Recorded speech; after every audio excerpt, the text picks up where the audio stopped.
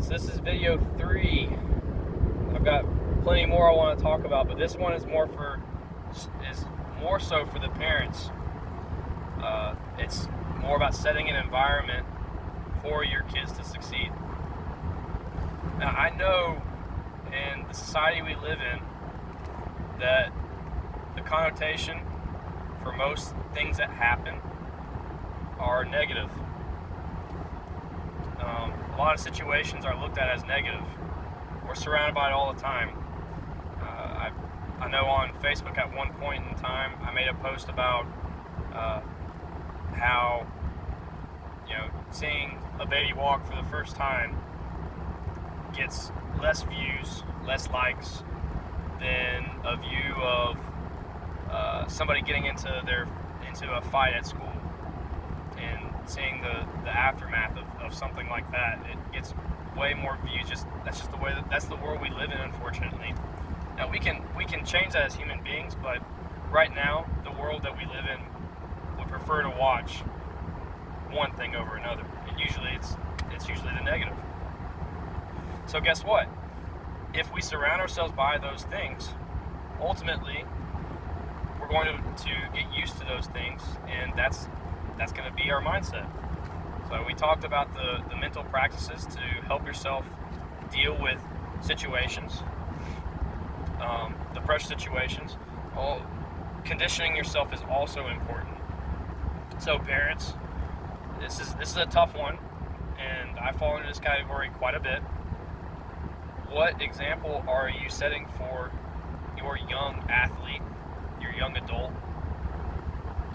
to becoming an actual adult who is responsible? Are you consistently getting upset with things that you can't control? Do your kids see that? You might not think they see it, but they do. And I have 2 kids.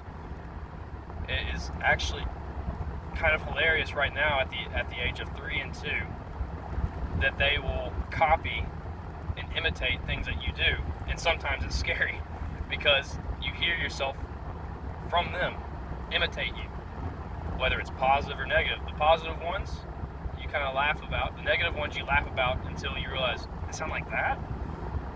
So the hardest goal for us as role models, because we are the ultimate role model for for your kids that you're raising, is to try to look at things in an optimistic manner. I gave an example in one of the last 2 videos talking about the optimistic point of view. That there's a chance. That's Nadal's perspective. There's always a chance I could win. Or the pessimistic view, well, this match is already done. I don't know why I'm trying anymore. And one has a tendency to overcome adversity over the other, more so, or almost way more often than the other. So a great example of that we see in our everyday life. Let's say, I'll use my own example. Actually, I'll use my own. Our pool decided to give us a lot of issues. We had a very harsh winter. The pipes broke on us, and the liner needed to be replaced.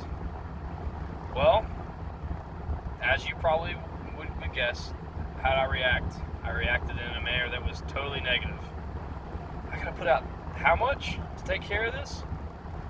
Like, how much more do I have to work to make this happen? Well, I had the positive side to the situation, my wife, telling me, hey, it's okay. We have savings.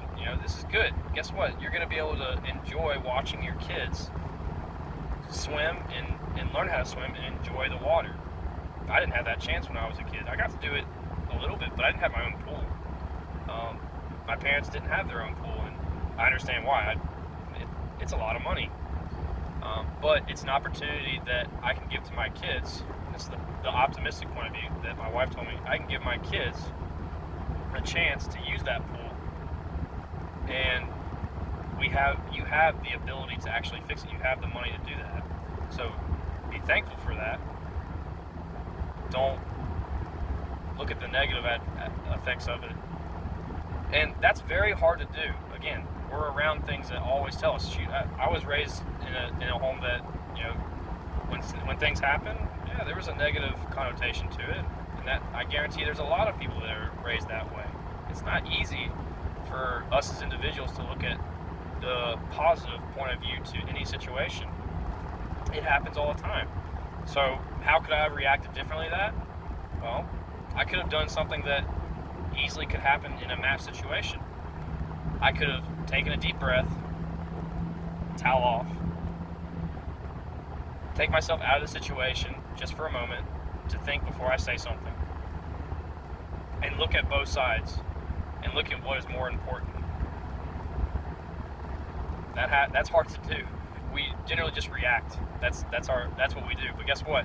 If you can take yourself out of a situation for just a moment and look at it from a third-person perspective and see that one thing is more important than another, then you'll notice that the positives generally outweigh the negatives, and you're setting an example for those that are around you.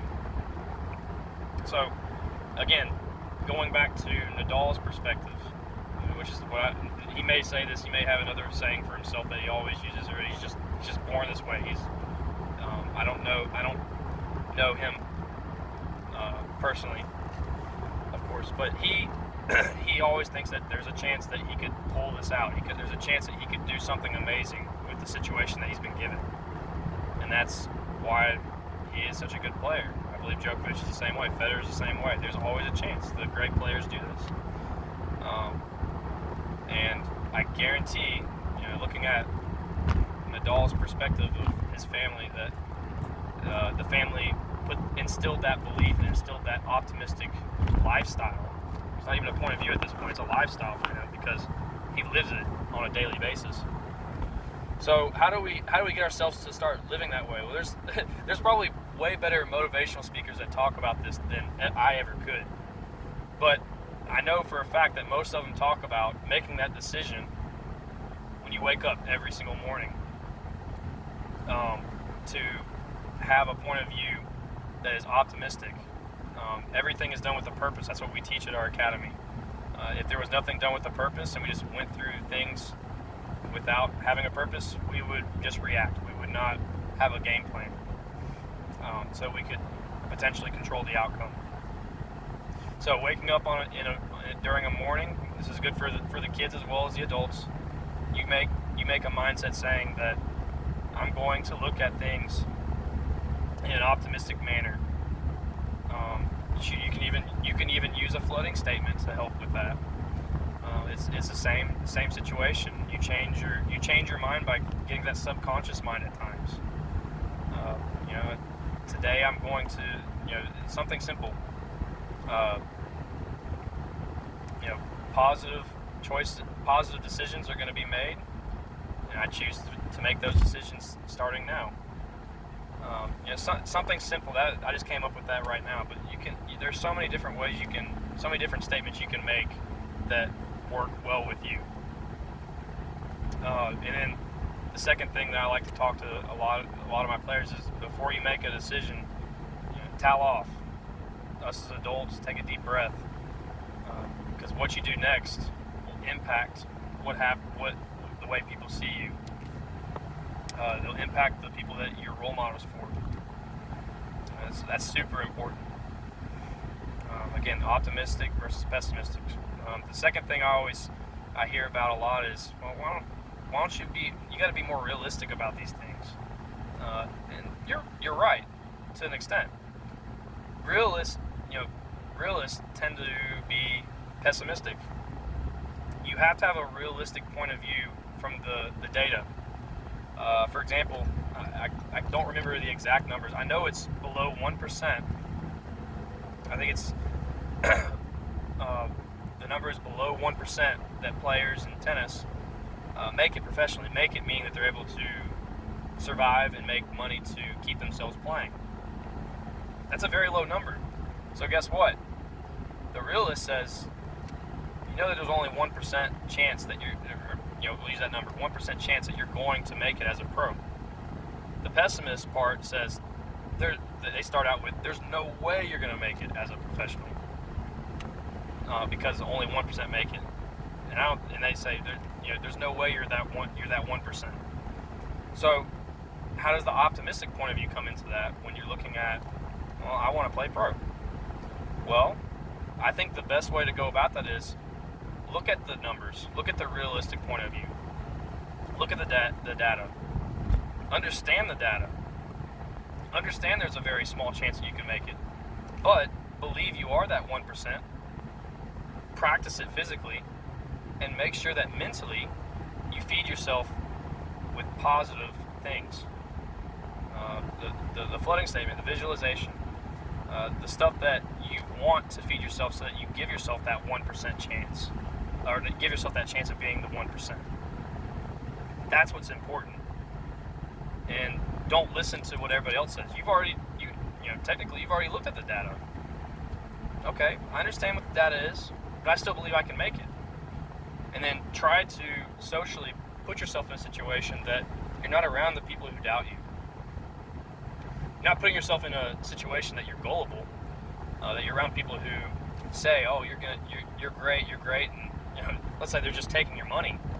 You know the data, and you've been through stuff, but you put yourself around people who believe in you and push you, and they remind you about that data so that they keep that as a reminder. I remember a good story about that was when I read a story about Derek Jeter's life. I remember in the book he told his parents, I think it was his mom, he said, I'm gonna be a professional baseball player one day.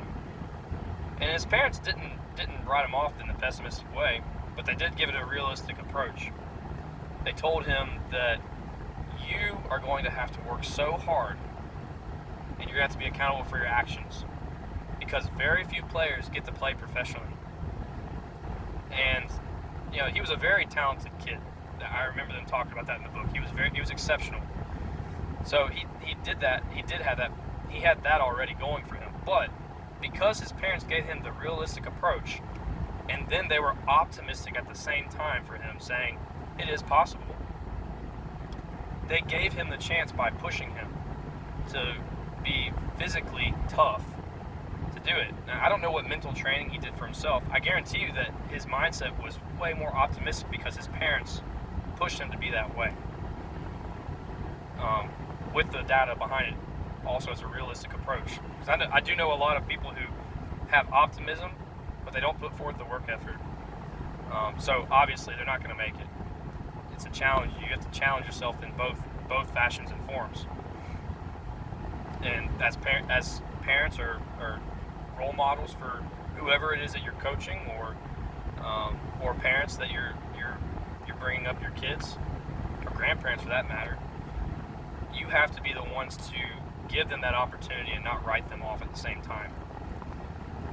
Don't write them off. Don't give them hope without giving them an understanding that this is not going to be easy. Dreams can be had with realistic approaches to them and optimistic approaches. I don't recommend pessimistic approaches, especially when it comes to the aftermath of that. For example, if you're used to a pessimistic approach, what do you think is going to happen to that child when they come up with a brilliant idea? What do you think about something like Tesla? How many people were so pessimistic, calling themselves realists, saying there's no way you're going to be able to do this? There are so many dealers out there and manufacturers out there that have their name already down in the ground, and you want to come out with an electric car and be able to come into a market that's already established. Well, guess what?